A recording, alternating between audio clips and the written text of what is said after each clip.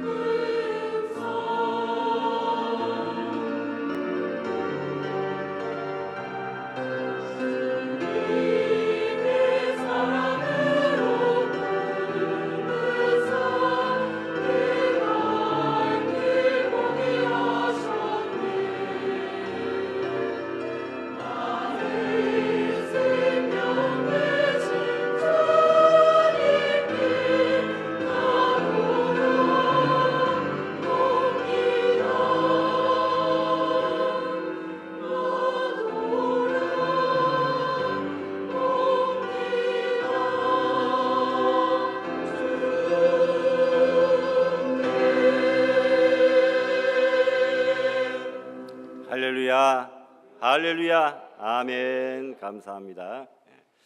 우리 찬양대도 찬양대회로서의 사명을 잘 충성되게 감당하셨고, 우리 자리에 앉으신 여러분들도 예배자로서의 귀한 사명 충성되게 잘 감당하시고 계신 것을 축하드립니다. 축복합니다.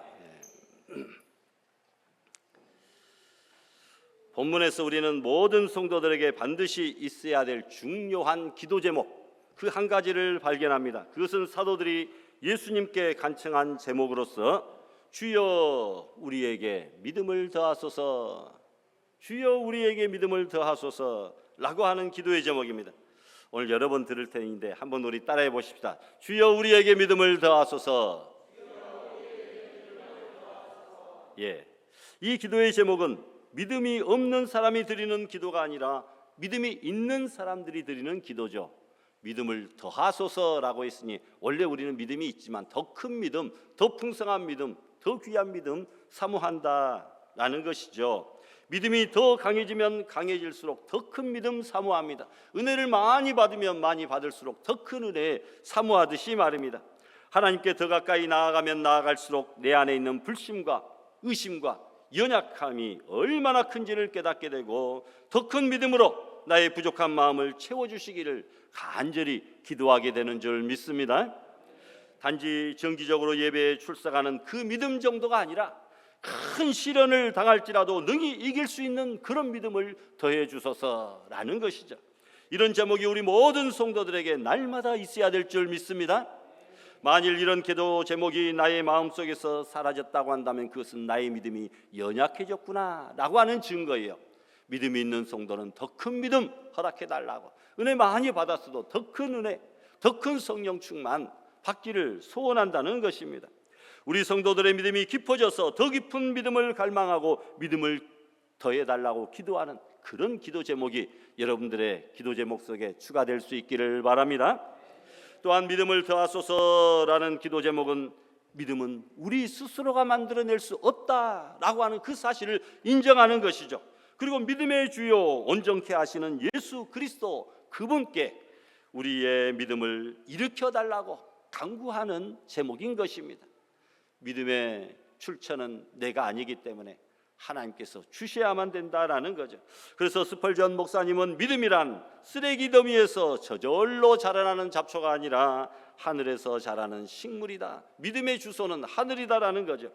믿음은 저절로 자라는 것이 아니라 날마다 우리가 하나님 앞에 주여 믿음을 더해 주소서 이렇게 기도해야 된다는 겁니다.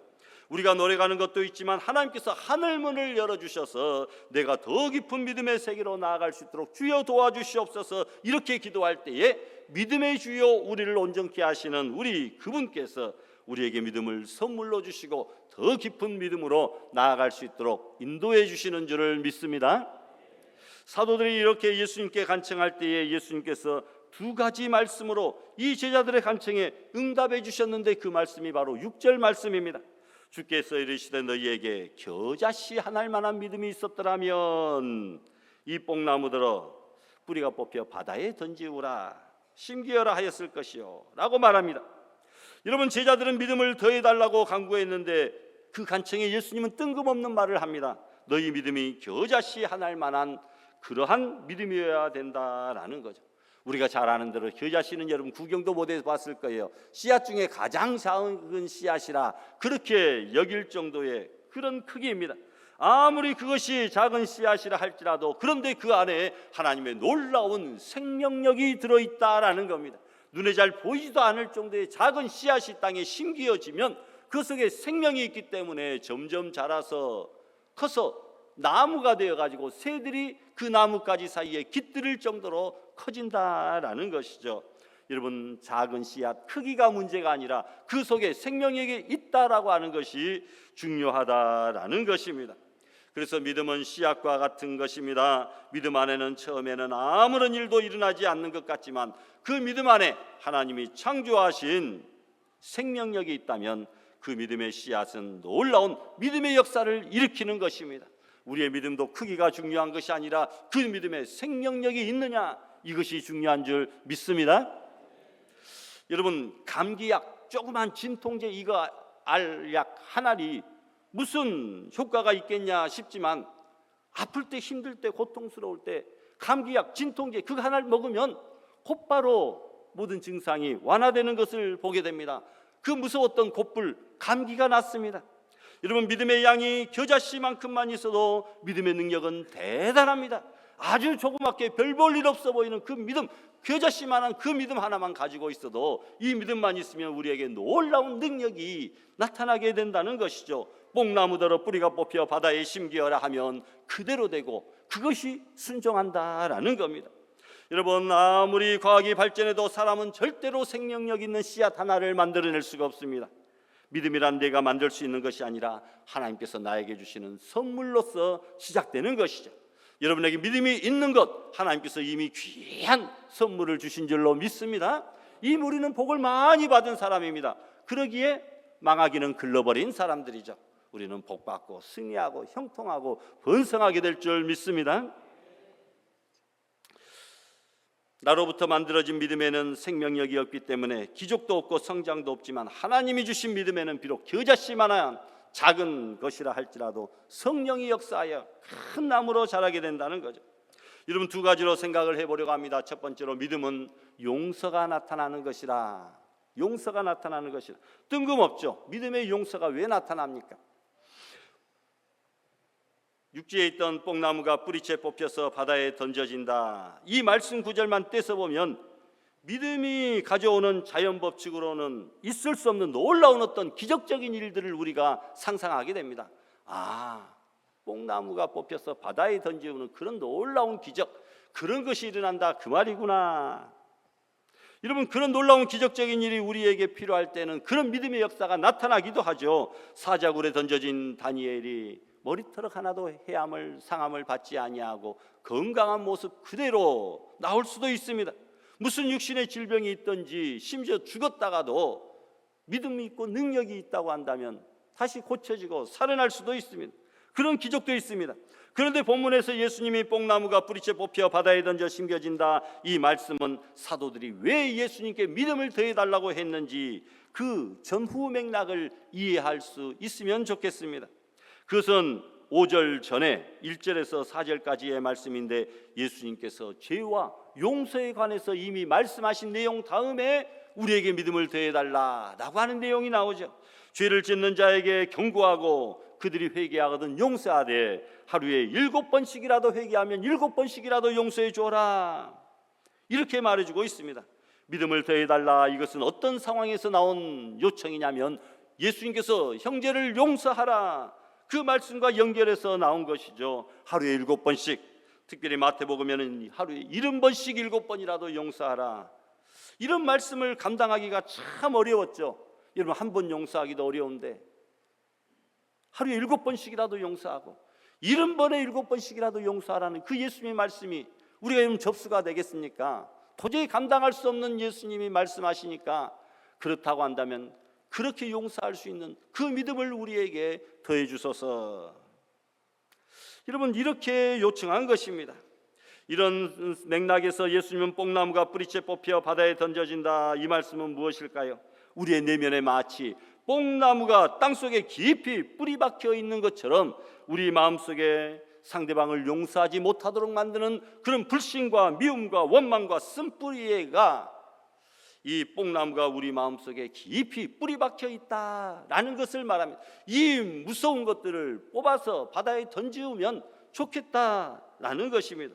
여러분, 그런 놀라운 역사가 우리에게 일어나는데 우리가 참된 겨자씨만한 그 믿음 하나만 가지고 있어도 우리 마음의 증오와 미움과 불신의 그런 뽕나무의 뿌리 같은 뿌리들이 뽑혀질 수가 있다는 것입니다. 여러분, 용서는 바로 믿음의 문제다. 믿음이 있는 사람은 용서할 수 있지만 믿음이 없는 사람은 용서도 못하더라 라는 것입니다. 여러분, 무엇을 믿습니까? 하루에 7번씩이나 회개하면 언제든지 나를 용서해 주시는 그 하나님을 먼저 믿어야 됩니다. 나는 하나님 앞에 1만 달란트 큰 빚진 자였습니다. 그런데 100데나리온에 빚진 친구 하나를 만났습니다. 그 친구의 멱살을 잡고 돈 언제 갚을래? 오늘 갚는다고 했잖아. 흔들지 말고 용서해 주라는 것입니다. 왜냐하면 하나님으로부터 이미 우리는 1만 달란트의 빚을 탕감받은 존재들이기 때문입니다. 1달란트는 6,000데나리온인데 1만 달란트면 얼마나 많겠습니까? 그런데 겨우 100데나리온, 그거 빚진 형제를 용서하지 못하면 되겠느냐라는 것입니다. 여러분, 우리가 언제든지 하루에 7번씩이라도 회개하면 용서해 줄 수 있는 그 은혜와 사죄의 길, 은총의 길을 우리에게 허락하신 그 하나님을 우리가 진짜로 믿는다면 내 마음속에 이 용서하지 못하는 뽕나무의 뿌리와 같은 그 더러운 불신과 증오와 미움을 뽑아서 바다에 던지우는 그런 산이 옮겨지는 놀라운 역사가 일어나게 될 줄 믿습니다. 그러므로 주님께 믿음을 더해달라고 간구할 때 나의 육신의 본성으로는 도저히 이길 수 없는 내 안에 있는 미움과 원한, 불평, 상처, 뽕나무를 뿌리채 뽑아 바다에 던지우는 그 역사가 일어날 것이다 라는 겁니다. 용서는 상대방이 회개했느냐 회개하지 않느냐 그 문제가 아니라 내게 믿음이 있느냐 없느냐 그 문제이기 때문에 제자들은 주님의 그 말씀을 듣고 주여 우리에게 믿음을 더해 주소서 라고 간청한 것입니다. 성경에서 보니까 이 겨자씨 하나만한 믿음으로 분노 미움의 뽕나무를 뿌리채 뽑아서 바다에 던져온 사람들이 나옵니다. 바로 요셉이 그렇습니다. 형제들로부터 미움을 받아 애굽 상인에게 팔려가고 종살이를 하고 감옥에 가고 죽을 뻔하고 억울한 누명을 썼지만 복수의 뽕나무를 바다에 던져버린 그 용서의 사람 요셉입니다.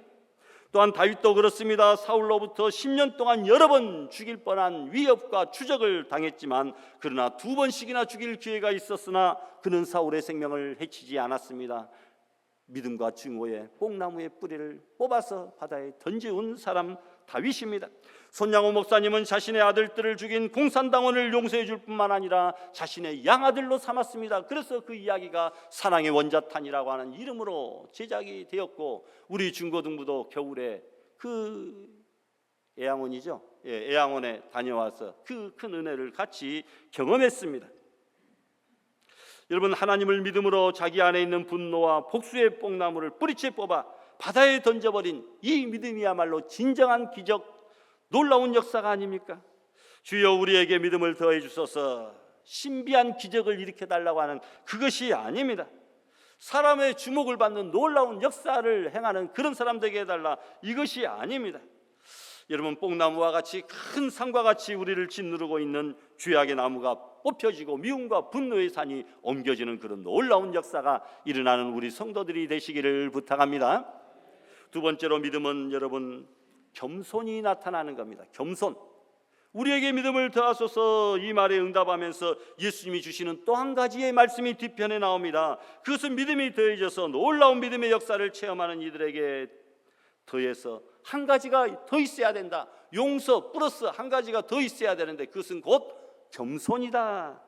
겸손이다. 7절에서 10절에 그 말씀이 나와 있습니다. 1절에서 4절까지는 하루에 7번씩이라도 용서하라. 그 말을 하니까 제자들이 그래요, 나는 용서할 수 없는데 그러면 믿음을 더해 주소서 말하고, 그 6절에 예수님께서 믿음이 있으면 뽕나무가 바다에 던져질 것이다 이렇게 말하니까 7절에서 10절에 예수님께서 또한 무익한 종의 비유, 겸손한 종의 비유를 말씀하시는 이 전후 문맥을 우리가 살펴보고 이해하면서 오늘 우리에게 믿음을 더해 주소서, 이 말씀을 우리가 이해해야 된다라는 겁니다. 예수님은 한 종의 비유를 통하여 겸손이 믿음의 중요한 증거임을 가르쳐줍니다. 어떤 내용입니까? 한 종이 하루 종일 뙤약볕 밑에서 밭을 갈고 양을 치고 돌아왔는데 주인이 종에게, 야, 너 오늘 정말 수고했다, 여기 들어와서 빨리 앉아서 밥 먹어라, 이렇게 말할 주인이 어디 있겠느냐? 도리어 일을 마치고 방금 돌아온 종에게, 이제 너 식사 시간 되었으니 빨리 식사를 준비하고 내가 식사할 동안에 너는 수건을 들고 옆에서 시종을 들으라, 이렇게 또 일을 시킨다는 겁니다. 그렇게 일을 다 시키고 나서야 그 후에 종에게 먹고 마실 수 있도록 하지 않겠느냐? 그 당시에 종의 신분이 그렇게 철했다는 겁니다. 또 주인은 종에게 종이 명령대로 잘 했다고 해서 수고했다는 말을 한마디도 하지 않을 것이다 라고 말을 합니다. 여러분, 이 비유는 어떻게 하면 종을 괴롭히고 어떻게 하면 종을 부려먹느냐, 이 말씀이 아닙니다. 주인이 얼마나 악하고 선한가 그것을 평가하고 판단하는 말씀도 아닙니다. 인권이 무시당하는 그 당시에 종이 당연히 해야 될 일을 했다고 해서 주인이 종에게 감사한다든지 빨리 쉬어라고 한다든지 그렇게 하지 않고 종은 주인이 시키는 일을 계속 할 수밖에 없다는 것입니다. 참된 종의 마음을 가진 겸손한 종이라면 당연히 이렇게 말할 것이다 라고 10절에 말씀하고 있지 않습니까? 우리 다 같이 한번 무익한 종의 겸손한 마음을 가지고 다 같이 봉독해 보십시다. 이와 같이 너희도 명령받은 것을 다 행한 후에 이르기를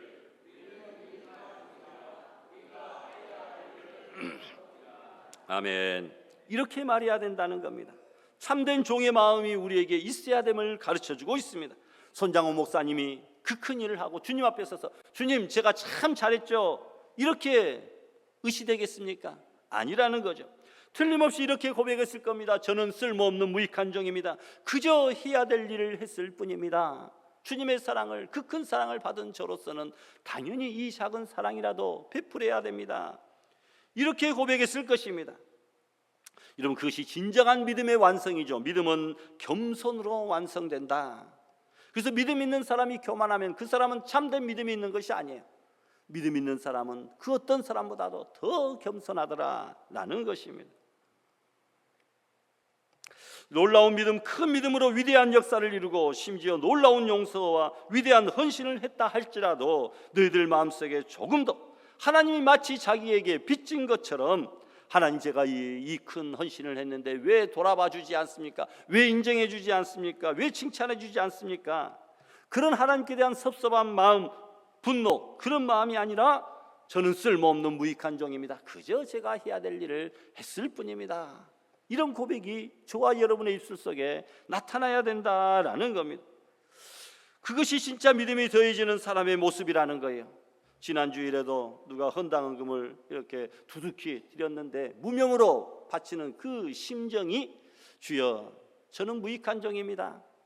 해야 될 일을 당연히 했을 뿐입니다. 하나님의 것 하나님께 도로 드립니다. 이런 마음으로 바치지 않았을까, 이런 생각을 하면서 한 주일 동안 간절히 기도했습니다. 여러분, 우리에게 날마다 믿음이 쌓인다면 우리의 마음은 점점 겸손한 모습으로 낮아져야 된다. 믿음이 쌓일수록 우리 마음은 점점 낮아져야 된다. 시소같이 믿음이 높아지면 우리는 낮아지고, 믿음이 없는 사람은 우리가 교만해지고, 이러면 안 된다라는 것입니다.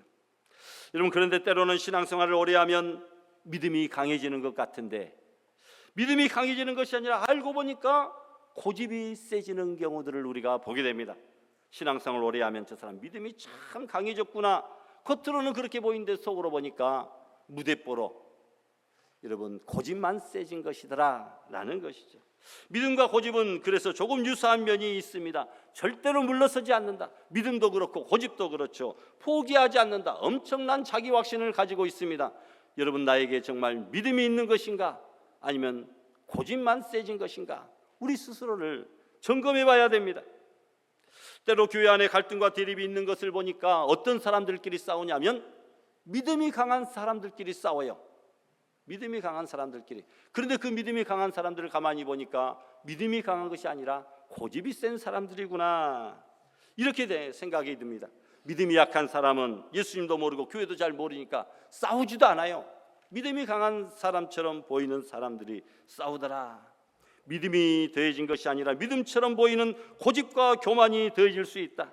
산을 옮길 만한 믿음의 역사, 뽕나무가 뿌리채 뽑혀 바다에 던지오는 그런 역사와 기적을 체험한 그 사람이 한순간에 교만해지기 쉽다는 겁니다. 추락하는 것은 날개가 없다고. 여러분, 그렇게 믿음이 좋은 사람이 시험에 들고 한순간에 교만해지더라 라는 겁니다. 그것이 어떤 그 다른 그 사람이 아니라 바로 내 자신, 나일 수도 있다 라는 것을 생각해야 됩니다. 어떤 믿음의 역사도 체험하지 못하고 변화도 체험하지 못한 사람은 교만해질 것도 없습니다. 나는 쓸모없는 종, 그저 할 일을 했을 뿐입니다. 그 고백으로 나아갔을 때만에 그 진정한 믿음이 더해지는 줄 믿습니다. 그래서 우리도 주여 우리에게 믿음을 더하소서, 용서하는 사람 되게 하소서라는 것하고, 그리고 우리가 겸손한 사람 되게 하소서라는 것입니다. 왜 이런 종이 되어야 되느냐? 우리는 그냥 종이 아니라 구속받은 종이었다는 것입니다. 사탄의 죄의 종이었다가 이제는 예수 그리스도의 의의 종이 되었기 때문에, 한량없는 은혜를 받았기 때문에 우리는 당연히 해야 될 일을 하는 사람, 무익한 종입니다.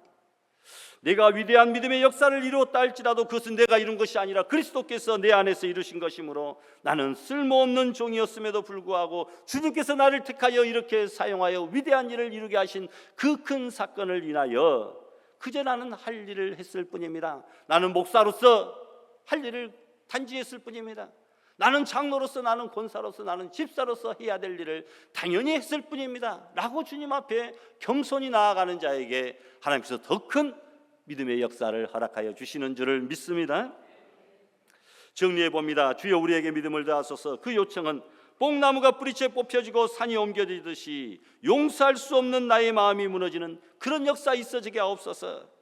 또 내 안에 변하지 않았던 교만한 성품이 겸손하게 변하는 역사가 있어지게 하여 주시옵소서. 이 제목이 바로 우리에게 믿음을 더하소서라고 하는 진정한 의미다라는 겁니다. 이런 기도 제목을 날마다 품고 믿음이 더해지는 귀한 역사를 체험하는 우리 모든 성도들이 되기를 부탁합니다. 마지막으로 오늘 본문에 뽕나무를 명하여 바다에 던져진다는 말씀처럼 진정한 믿음이 더해질 때 초자연적 기적의 역사가 우리 삶 속에 일어납니다. 신앙의 선진들은 다 믿음으로 산 사람들입니다. 그래서 믿음으로 아벨은 가인보다 더 나은 제사를 드렸습니다. 믿음으로 에녹은 하나님을 기쁘시게 하는 자라고 하는 증거를 받았습니다. 믿음으로 노아는 홍수 중에 미리 방주를 예비하는 구원의 놀라운 복을 받았습니다. 믿음으로 아브라함은 부르심을 받았을 때에 순종하여 장래 알지 못하는 그 기업의 땅으로 나아갑니다. 믿음으로 이스라엘 백성들은 홍해를 육지같이 건넜고, 믿음으로 기생 라합은 정탐꾼을 평안히 영접하여 그와 그 온 가족을 구원시킵니다. 또한 믿음으로 영생을 얻는다고 말씀합니다. 믿음으로 구원받고 믿음으로 하나님을 기쁘시게 하고 믿음으로 병고침을 받게 합니다. 백부장에게도 이런 믿음이 있었습니다. 이만한 믿음을 만나보지 못했다. 가라, 내 믿는 대로 될지어다. 믿음이 있어서 백부장의 하인의 병이 고쳐졌습니다. 12의 혈루증 앓는 여인이 제 마음에 예수님의 겉옷만 만져도 구원을 받겠다, 이런 고백이 있으니까 예수님께서 따라 안심하라, 내 믿음이 너를 구원했다. 믿음이 있어서 병고침을 받았다는 겁니다. 가나안 여인의 믿음도 여자의 내 믿음이 크도다, 내 소원대로 되리라. 믿음이 있으면 소원대로 이루어지는 응답의 역사가 일어납니다. 소경 바디메오도 내 믿음이 너를 구원하였다라고 말씀하죠. 믿음으로 또한 우리가 죄사함을 받습니다. 얼마나 큰 복입니까? 믿음으로 죽은 자가 살아납니다. 믿음으로 귀신도 쫓아내고 믿음으로 기도응답을 받게 되고 믿음으로 모든 축복을 받게 되는 줄 믿습니다. 여러분, 자신의 믿음이 기적의 원동력이라 이렇게 말합니다. 그래서 우리의 기도 제목과 신앙 실천 목표를 지금까지도 잘 해왔지만 다시 한번 하반기를 생각하며 신앙 실천 목표를 다시 한번 살피며 점검해 보도록 하겠습니다. 한번 띄워주실 때마다 우리 큰 목소리를 한번 읽어보십시다. 우리에게, 시작. 우리에게 믿음을 더하소서. 예, 제가 앞부분 읽을 테니까 여러분들께서 뒤쪽 봉독해 주시면 감사하겠습니다. 성경 더 읽는 신앙. 잘 안 보이면 주보 광고를 참고해 주세요. 기도 더하는 신앙. 개인 기도는 기본, 새벽 기도 더하기. 예배 더 드리는 신앙. 주일 예배는 기본, 수요 예배 더하기. 전도 더하는 신앙. 태신자는 기본, 한 명 전도하기. 예수님 더 닮는 신앙. 온유 겸손은 기본, 순종 섬김을 실천하기. 할렐루야. 주신 말씀 생각하시면서 다 같이 합심해서 결단 기도드립니다.